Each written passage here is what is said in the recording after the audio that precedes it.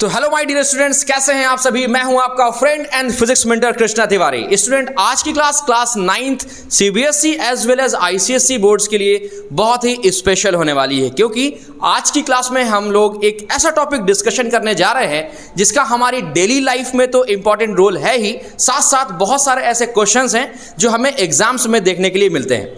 तो आइए बात करते हैं इस टॉपिक की, जिसका नाम है डेंसिटी। अच्छा, नाम से ही ऐसा लग रहा है ना, आपने कई बार इसके एप्लीकेशंस या इस वर्ड को किसी ना किसी के मुंह से सुन रखा होता है। जैसे कि मैं कहता हूं कि इस एरिया की डेंसिटी बहुत ज़्यादा है, जैसे दिल्ली की जो डेंसिटी है वो बहुत ज़्यादा है। तो डेंसिटी का मतलब कहीं ना कहीं होता है भरा हुआ, राइट। तो आओ जरा स्पेशली देखते हैं कि एक्चुअली है क्या। कोई भी चीज़ डेंस कब हो सकती है। अच्छा, ये दो टाइप के होते हैं, या तो कोई भी ऑब्जेक्ट रेयरर होगा और या तो कोई भी ऑब्जेक्ट डेंस होगा। होपफुली आप इसके बारे में ज़्यादा नॉलेज कब ले पाओगे, जब क्लास 10th में रिफ्रैक्शन पढ़ रहे होगे। फिलहाल आओ थोड़ा सा आपको मैं बताता हूँ। देखो, फॉर एग्जाम्पल मान लो हमारे पास कोई एक ऑब्जेक्ट है ए, ठीक है, मुझे बहुत पसंद है ये ए। और इस ए में ना क्या होते हैं आपको पता है, छोटे छोटे मॉलिक्यूल्स होते हैं जिनसे मिल करके ये पूरा कोई सब्सटेंस, कोई ऑब्जेक्ट मिलके बना होता है, राइट। तो देखो, अगर मैं आपको दो फिगर दिखा रहा हूं, एक तो फिगर ए है मेरे पास और दूसरा फिगर कौन सा है, दूसरा फिगर बी है, जिसमें जो मॉलिक्यूल्स हैं वो दूर दूर है, ठीक है, कुछ इस तरह से। ओके, अब बताओ, अगर मैं आपसे पूछूं कि कौन से ऐसे ऑब्जेक्ट है या तो ए या तो बी में से जिसकी डेंसिटी ज्यादा होगी, तो ऑब्वियस सी बात है, कॉमन सेंस आप लगा के बोलोगे कि that is figure number A. Okay, but ऐसा क्यों है, इसकी जरा बात कर लेते हैं।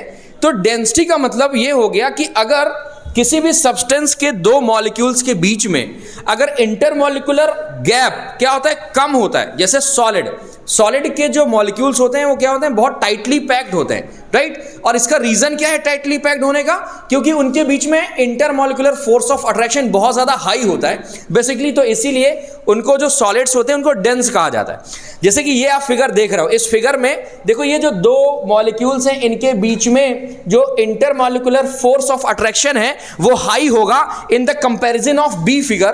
देखो, क्योंकि इनके बीच का जो इंटरमॉलिक्यूलर गैप है वो बहुत ज्यादा है और इनके बीच का जो गैप है वो बहुत कम है।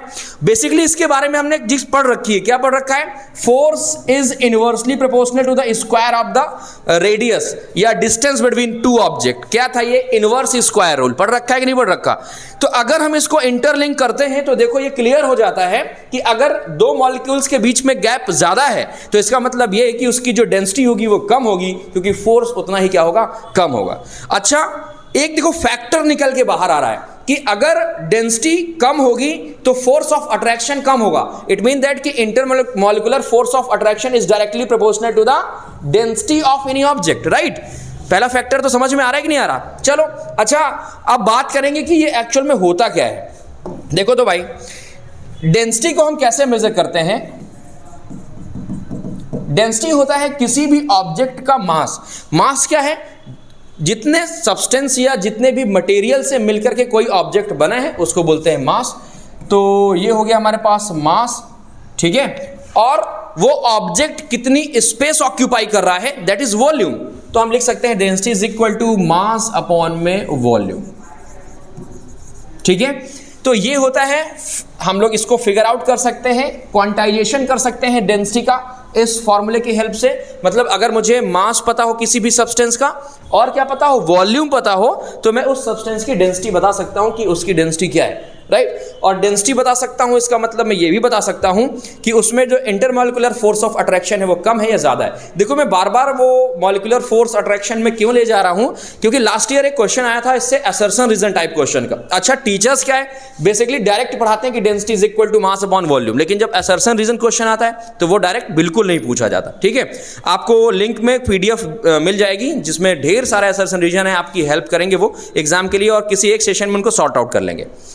आओ बात करते हैं इसके एसआई यूनिट की। किसकी बात करेंगे, एसआई यूनिट की। तो density is equal to mass upon में वॉल्यूम। मास का एसआई यूनिट आप सबको पता है क्या होता है, केजी होता है, राइट। तो ये हो गया केजी, और वॉल्यूम का क्या होता है, मीटर क्यूब, ठीक है।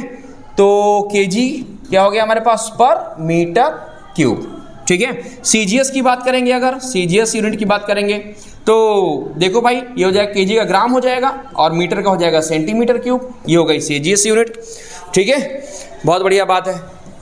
अब एक क्वेश्चन आता है डेंसिटी से रिलेटेड फ्लोटेशन में, क्या आता है, मान लो कि हमारे पास दो ऑब्जेक्ट हैं, एक में भरा हुआ है, मैंने भर दिया वाटर, क्या भर दिया वाटर, और दूसरा बीकर है जिसमें भरा हुआ है मेरे पास क्या, दूसरे में भरा हुआ है अल्कोहल। अल्कोहल जानते हो ना, खंबा सुना होगा ठीक है, तो दूसरे में क्या भरा हुआ है, अल्कोहल भरा हुआ है, ठीक है। तो ये वाटर है कुछ इस तरह से, और दूसरा है मेरे पास अल्कोहल जो कि गंदा सा कलर है, ठीक है। अब बताओ मैंने क्या किया, हमने किया आइस क्यूब लिए, छोटे छोटे आइस क्यूब लिए, और मैंने इसमें ड्रॉप किए 4, ठीक है। और फिर मैंने आइस क्यूब लिए इसमें ड्रॉप किए, तो मैं क्या देखता हूँ, ये दोनों आइस क्यूब थोड़ी देर बाद कहाँ आ जाते हैं, सेटल डाउन हो जाते हैं बॉटम में, ठीक है। तो बताओ फिगर ए और फिगर बी, इन दोनों में क्या डिफरेंस है। ऐसा क्या हुआ कि इन दोनों में मैंने आइस क्यूब लिया, लेकिन जो इनका ये मटेरियल था जो कि जार में भरा था वो अलग था, एक में वाटर था एक में अल्कोहल था। तो क्या इनकी वजह से ऐसा हो रहा है कि ये जो आइस क्यूब है वो क्या हो रहा है, अल्कोहल में सेटल डाउन हो रहा है, जबकि इसमें फ्लोट करेंगे। तो देखो बेसिकली हमने क्या पढ़ा था कि डेंसिटी इज मास अपॉन में वॉल्यूम। देखो यहां पर जो वाटर की डेंसिटी है वो आइस से क्या होती है, ज्यादा होती है। आइस की जो डेंसिटी होती है ना, उसकी डेंसिटी से क्या होती है, ज्यादा होती है। सो यहां पर जो आइस क्यूब होंगे वो क्या करेंगे, फ्लोट करेंगे। अच्छा, ये क्वेश्चन एग्जाम में एक बार आ चुका है, ठीक है। दूसरा क्या है, दूसरा कि अगर मैं वही सेम आइस क्यूब अल्कोहल में डालता हूं तो ये सिंक कर जाएंगे। क्यों, क्योंकि अल्कोहल की यहां पर डेंसिटी जो होगी, अल्कोहल की डेंसिटी वो क्या होगी, वो होगी हमारे पास क्या, ज्यादा होगी, ग्रेटर देन द आइस, ठीक है। कुछ उल्टा हो रहा है क्या भाई, वाटर की डेंसिटी हमारे पास क्या है, ज्यादा है, तो आइस क्यूब फ्लोट कर रहा है, आइस की डेंसिटी कम है, यहां पर सॉरी अल्कोहल की डेंसिटी कम होगी, क्या होगी, कम होगी, और आइस की डेंसिटी ज्यादा होगी, इसलिए क्या हो जाएगा, ये सिंक कर जाएगा। अब क्वेश्चन क्या आया था, इससे रिलेटेड क्वेश्चन आया था कि अगर मैं देखा जाए तो सी वाटर में हम लोग देखते हैं आइसबर्ग फ्लोट करते रहते हैं, राइट। तो ऐसा क्यों है, जबकि वो तो बर्फ है, उसको तो पिघल जाना चाहिए या उसमें डूब जाना चाहिए। तो इसका रीजन है कि जो सी वाटर होता है उसकी density in the comparison of ice क्या होती है, हाई होती है। तो दैट्स व्हाई ये जो हमारे पास आइसबर्ग होते हैं फ्लोट करते हैं। देखो यहां से भी क्वेश्चन बन सकता है, और आइसबर्ग का क्वेश्चन भी कई बार एग्जाम में पूछा गया है, ठीक है। या फिर आप प्रीवियस क्वेश्चन पेपर देखेंगे तो इनमें दोनों में से कोई एक क्वेश्चन आपको देखने के लिए 100% मिलता है। अच्छा, फिर एक वर्ड होता है जिसका नाम है रिलेटिव, है ना। कभी भी कहीं से भी बेटा क्या चल रहा है ना, क्या कर रहे हो, कितने मार्क्स आ रहे हैं, आ जाते हैं। रिलेटिव मतलब रिश्तेदार, ओके। तो अगर मान लो रिलेटिव की बात आती है, ठीक है, और रिलेटिव के साथ मैंने डेंसिटी ऐड कर दिया, इसका मतलब इस डेंसिटी को मुझे किसी से क्या कराना पड़ेगा, रिलेट कराना पड़ेगा, जो कि हम प्रीवियसली पढ़ चुके हैं। अच्छा, आपको पता होगा नॉर्मल की जो डेंसिटी ऑफ वाटर है वो क्या होती है, वो होती है 10⁻³ मीटर क्यूब, ठीक है। अगर नहीं पता तो याद रखिएगा, डेंसिटी का सिंबल रो से हम लोग डिनोट करते हैं।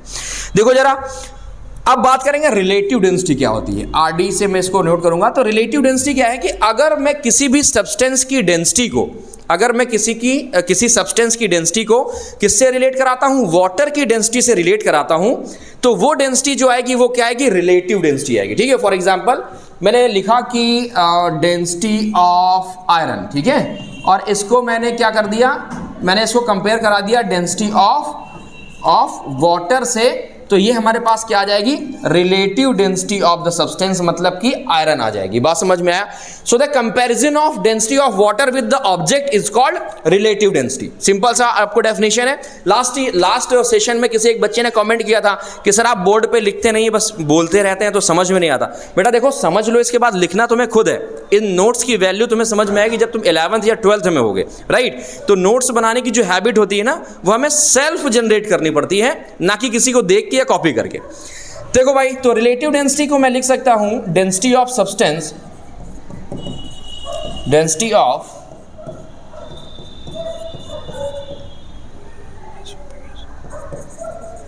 अपॉन में डेंसिटी ऑफ वाटर। देखो लिख भी दिया। अच्छा, इसको एक तरीके से और लिया जा सकता है, relative density is equal to लिया जा सकता है volume of the water, volume of water upon में वॉल्यूम ऑफ सब्सटेंस, ठीक है। तो यहाँ से भी आप रिलेटिव डेंसिटी को फाइंड आउट कर सकते हैं। इसके न्यूमेरिकल्स हम लोग ना अगले सेशन में करेंगे, जो इसके जस्ट बाद हम लोग एक सेशन करेंगे लगभग आज शाम को 8 बजे या फिर कल मोस्ट प्रोबेबली मैं आपको दे दूंगा, जिसमें सारे के सारे क्वेश्चन हम लोग कवर अप कर लेंगे। जरा इसकी एसआई यूनिट की बात कर लेते हैं। तो भाई रिलेटिव डेंसिटी तो क्या हो गया, पहले तो बात करेंगे वॉल्यूम, तो ये भी मीटर क्यूब है और ये भी वॉल्यूम है मीटर क्यूब है, तो यहाँ से नो यूनिट क्या हो जाएगा, नो यूनिट, डायमेंशनलेस यूनिट है। अच्छा दूसरी बात देखो, रिलेटिव डेंसिटी का एक फॉर्मूला और पढ़ा, डेंसिटी ऑफ सब्सटेंस अपॉन में डेंसिटी ऑफ वाटर। तो ये भी डेंसिटी मतलब क्या हो जाएगा हमारे पास, केजी पर मीटर क्यूब अपॉन में केजी पर मीटर क्यूब। तो ये भी कैंसिल आउट हो गया, ये भी क्या हो गया, नो यूनिट हो गया। ठीक है, चलो भाई, तो यहां से ये तो क्लियर हो गया कि रिलेटिव डेंसिटी का टॉपिक क्या है। हमने विद इन 8 मिनट हमने इस सेशन को कंप्लीट किया है और होपफुली आपने सेशन को एंजॉय किया होगा। मिलते हैं हम लोग अपने नेक्स्ट सेशन में विद द न्यूमेरिकल्स। ठीक है, तो आज के लिए इतना ही। हंसते मुस्कुराते खिलाते रहिए। Bye bye, tata and take care.